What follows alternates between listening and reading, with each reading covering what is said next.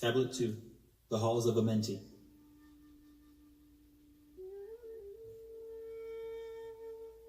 Deep in earth's heart lie the halls of Amenti, far neath the islands of sunken Atlantis. Halls of the dead and halls of the living, bathed in the fire of the infinite all. Far in a past time, lost in the space-time, the children of light looked down on the world, seeing the children of men in their bondage, bound by the force that came from beyond. Knew they that only by freedom from bondage could man ever rise from the earth to the sun. Down they descended and created bodies, taking the semblance of men as their own. The masters of everything said after their forming, "We are they who were formed from the space dust, partaking of life from the infinite all, living in the world as children of men, like and yet unlike the children of men." Then for a dwelling place, far neath the earth crust, blasted great spaces they by their power. Spaces apart from the children of men. Surrounded them by forces and power, shielded from harm they the halls of the dead. Side by side then, placed they other spaces, filled them with life and with light from above. Builded they then the halls of Amenti, that they might dwell eternally there, living with life to eternity's end. 32 were there of the children, sons of the lights who had come among men, seeking to free from the bondage of darkness those who were bound by the force from beyond. Deep in the halls of life grew a flower, flaming, expanding, driving backward the night. Placed in the center, a ray of great potence, life-giving, light-giving, filling with power all who came near it. Placed they around it thrones, 32, places for each of the children of light, placed so that they were bathed in the radiance, filled with the life from the eternal light. There time after time placed they their first created bodies so that they might be filled with the spirit of life. 100 years out of each 1,000 must a life-giving light flame forth on their bodies, quickening, awakening the spirit of life. There in the circle from eon to eon sit the great masters, living a life not known among men. There in the halls of life they lie sleeping, free flows their soul through the bodies of men. Time after time, while their bodies lie sleeping, incarnate they in the bodies of men, teaching and guiding onward and upward, out of the darkness into the light. There in the hall of life, filled with their wisdom, known not to the other races of men, living forever neath the cold fire of life, sit the children of light. Times there are when they awaken, come from the depths to be lights among men, infinite they among finite men. He who by progress has grown from the darkness, lifted himself from the night into light, free is he made of the halls of Amenti, free of the flower of light and of life. Guided he then by wisdom and knowledge, passes from men to the master of life. Passeth, there he may dwell as one with the masters, free from the bonds of the darkness of night.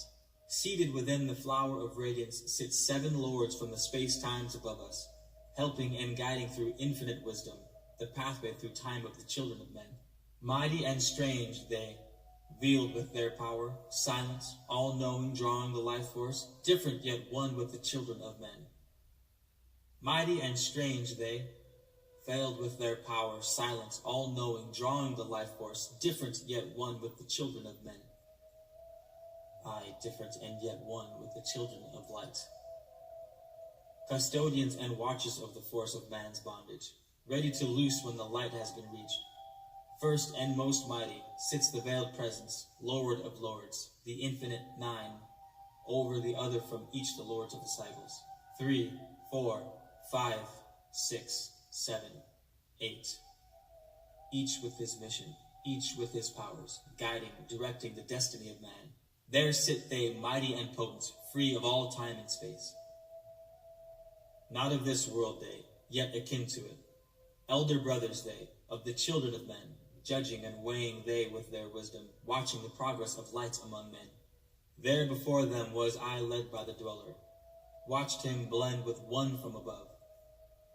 Then from he came forth a voice saying, "Great art thou, Thoth, among children of men, free henceforth of the halls of Amenti, master of life among children of men. Taste not of death except as thou wilt. Drink thou of life to eternity's end. Henceforth forever is life, thine for the taking. Henceforth is death at the call of thy hand. Dwell here or leave here when thou desireth. Free is amenti to the Son of Man. Take thou up life in what form thou desireth. Dwell here, child of the light that has grown among men. Choose thou thy work, child, for all must labor. Never be free from the pathway of light. One step thou hast gained on the long pathway upward. Infinite now is the mountain of light. Each step thou taketh but heightens the mountain. All of thy progress but lengthens the goal. Approach ye ever the infinite wisdom. Ever before thee recedes the goal. Free are ye made now of the halls of amenti to walk hand in hand with the lords of the world, one in one purpose, working together, bring of light to the children of men. Then from his throne came one of the masters, taking my hand and leading me onward, through all the halls of the deep hidden land, led he me through the halls of amenti, showing the mysteries that are known not to man. Through the dark passage, downward he led me, into the hall where sight the dark death. Vast as space lay the great hall before me, walled by darkness, but yet filled with light. Before me arose a great throne of darkness. Veiled on it sat a figure of night. Darker than darkness sat the great figure, dark with a darkness not of the night. Before it then paused the master, speaking the word that brings about life, saying, O master of darkness, guide of the way from life unto life, before thee I bring a son of the morning. Touch him not ever with the power of night. Call not his flame to the darkness of night. Know him and see him, one of our brothers, lifted from the darkness into the light. Release thou his flame from its bondage. Free, let it flame through the darkness of night. Raise then the hand of the figure. Forth came a flame that grew clear and bright, rolled back swiftly from the curtain of darkness, unveiled the hall from the darkness of night. Then he grew in the great space before me, flame after flame, from the veil of the night. Uncounted millions leaped they before me, some flaming forth as flowers of fire. Others there were that shed a dim radiance, flowing but faintly from out of the night. Some there were that faded swiftly, others that grew from a small spark of light, each surrounded by its dim veil of darkness, yet flaming with light that could never be quenched. Coming and going like fireflies in springtime, filled they with the space with light and with life. Then spoke a voice, mighty and solemn, saying, These are lights that are souls among men, growing and fading, existing forever, changing yet living, through death into life. When they have bloomed into flower, reached the zenith of growth in their life, swiftly then send I my veil of darkness, shrouding and changing to new forms of life. Steadily upward throughout the ages, growing, expanding into yet another flame, lighting the darkness with yet greater power, quenched yet unquenched by the veil of the night. So grows the soul of man ever upward, quenched yet unquenched by the darkness of night. I, death, come, and yet I remain not. For life eternal exists in the all, only an obstacle. I in the pathway, quick to be conquered by the infinite light. I, awaken, O flame that burns ever inward, flame forth and conquer the veil of the night. Then in the midst of the flames and the darkness grew there one that drove forth the night, flaming, expanding, ever brighter, until at last was nothing but light. Then in the midst of the flames and the darkness grew there one that drove forth the night, flaming, expanding, ever brighter, until at last nothing was left but light. Then spoke my guide, the voice of the Master. See your own soul as it grows in the night, freed now forever from the Lord of the night. Forward he led me through many great spaces filled with the mysteries of the children of light.